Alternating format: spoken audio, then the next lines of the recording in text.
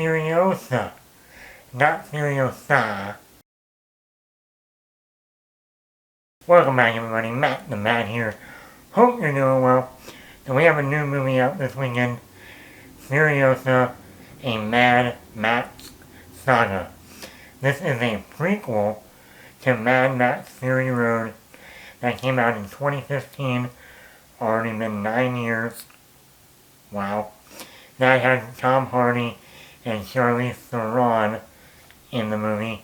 Charlize Theron played the adult Furiosa in that film. Now we have Anya Taylor-Joy playing the more teenager, young adult version of Furiosa. I was looking forward to this. I am actually not a huge Fury Road, cult, fan, if you will. I enjoy the film. I think Tom Hardy, I think Charlize Theron are great. I think obviously the visuals were great in that movie. I've never seen the other Mad Max films. When I think of Mad Max, I think of the Kevin Costner Waterworld. It's basically Mad Max, but on the water, and not Mel Gibson, but Kevin Costner and Dennis Hopper playing the villain. So I've never seen the original Mad Max movies. My first introduction was Fury Road.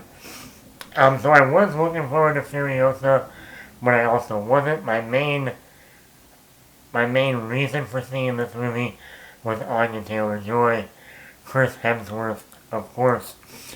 And I did like the visual style, like we saw in Fury Road. So that was also another major, I'll go see it. And then when the reviews came in at like an 89% on Rotten Tomatoes, I'm like, ooh, okay, I like positives. The Odyssey storytelling. This is an epic story. It feels like the Odyssey, the book, where the main character goes on this adventure, this journey, very long journey. This movie is split up into 5 parts, or 5 chapters, if you want to call it that. 5. It is very much an epic saga, but a prequel directly does go straight into Fury Road. So even when this movie ends, I would advise don't watch the credits, because the credits for some reason show scenes from Fury Road. Don't know why. But this definitely goes directly into that movie. Cinematography, visually stunning. The yellows, the oranges, the reds. Very much like the look of Fury Road. There is some CGI in this one. Some of it is very noticeable. Some of it, maybe it wasn't CGI. It's hard to tell. But there is CGI in this one more so than you can tell in the Fury Road movie. But still, the cinematography pops. It looks great. Like the coloring, the oranges, the yellows, the reds, the silver, blue. It definitely has its own unique look. The action scenes are really good in here. There's a lot. Once again, almost like in the Fury Road movie, there's a great car chase full of action. I forget how long they said it took them to film that, like almost months to get it right. There's action, there's gun shootouts, car chases, very much similar to Fury Road. Music is also great by Junkie XL, who also did the score for Fury Road.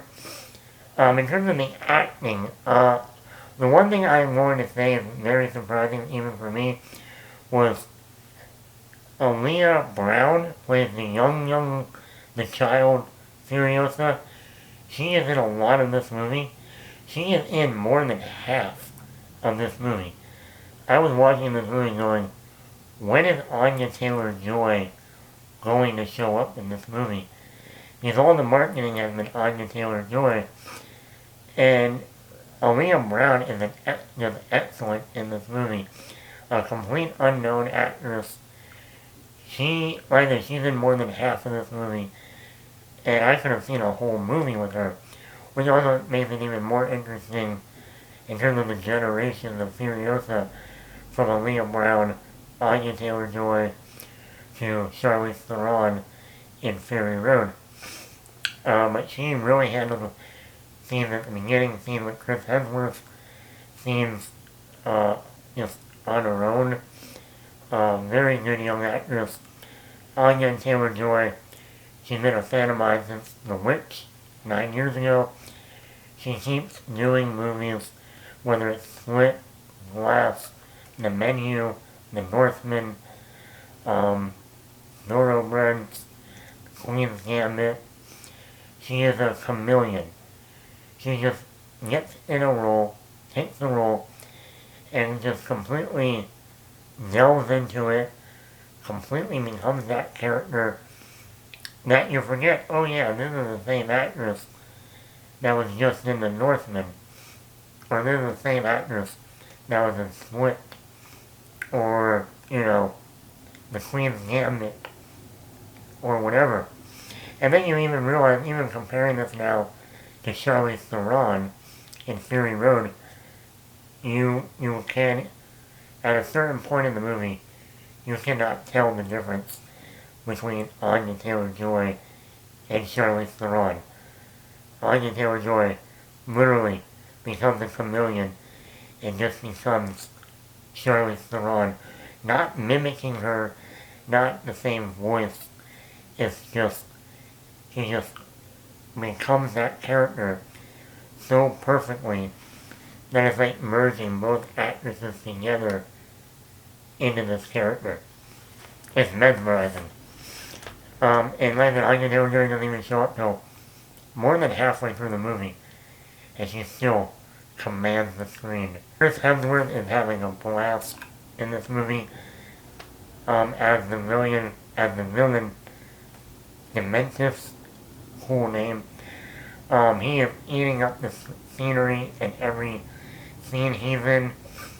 He's funny in moments. He's really a villain, serious in moments. He has even has good chemistry with Anya Taylor-Joy or the little girl at the beginning. So this is another banger for Chris Hemsworth outside of the Marvel Universe. Great performance. George Miller in his 80s returns, does another bang-up job, almost like he never missed a beat between Fury Road and this. I like how this connects to Fury Road in different ways.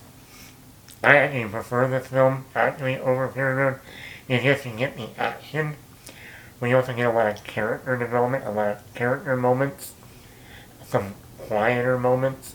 So it really develops the character and the character arc throughout the movie. This movie is 2 hours and 28 minutes. Like I said, it's an epic odyssey. I didn't mind the pacing, that's just me. I know some people have had issues with the almost 2.5 hour runtime. Some of my negatives with this movie, Tom Burke plays a character that for the most of this movie, I thought he was playing Mad Max. He's wearing the same outfit, the same worn outfit, hair, style of hair as Mel Gibson's Mad Max. And since this is a prequel to Fury Road, I thought they were going for more of the Mel Gibson look. And, well, he is not playing Mad Max. So that kind of threw me off throughout the movie. When he did show up, like, oh, cool, they are bringing Mad Max into this film. Oh, that's a cool connection to bring it into Fury Road and understand that relationship. But, no. No, nothing on the actor. I just wish they kind of specified that better in the film and maybe not have him wear the same wardrobe as Mel Gibson. Major plot hole in the third act climax. I won't say what it is, but I gotta wonder, did the director not realize people are gonna wonder that, majorly? None of that makes sense. How we went from A to B No, no possible way. It's a huge plot hole. And I don't normally see the plot holes in movies, I just go along for the ride. But this is one I would say, did anybody else, the editor, director, actors, producer, not question this scene? There is a good chunk of the movie where Chris Hemsworth isn't around. Like, he's in, like, the first act of the movie, then he disappears for most of the second act, and then he shows back up in the third act, and I'm like, it's a long time till we see Chris Hemsworth again. And I was just wondering, are we ever going to cut back to Chris Hemsworth? What is he up to? What is he doing? Um, so yeah, there's a long portion of the movie where we don't see Chris Hemsworth. But overall, I did enjoy this movie more than Fury Road. I thought the action was good, but I was there more for the character development. And Anya Taylor-Joy, Chris Hemsworth, Aaliyah Brown are all great. The visual style, excellent. Music, great. And I like that Odyssey aspect, something we don't get that often in movies. So let me know in the comments below, did you see Furiosa? Not Furiosa. Were you a fan of this film over Fury Road?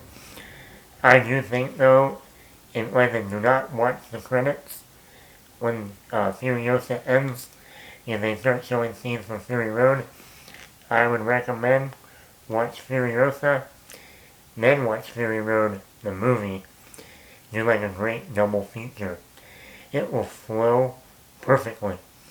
So let me know in the comments below. I would give this movie a 4.8 out of 5. I think it was great. I think that one major plot hole and then missing Chris Hemsworth for a good portion of the movie brought it down just a notch. But let me know in the comments below. Matt the Matt here. Hit the like button, hit the subscribe button, leave a comment.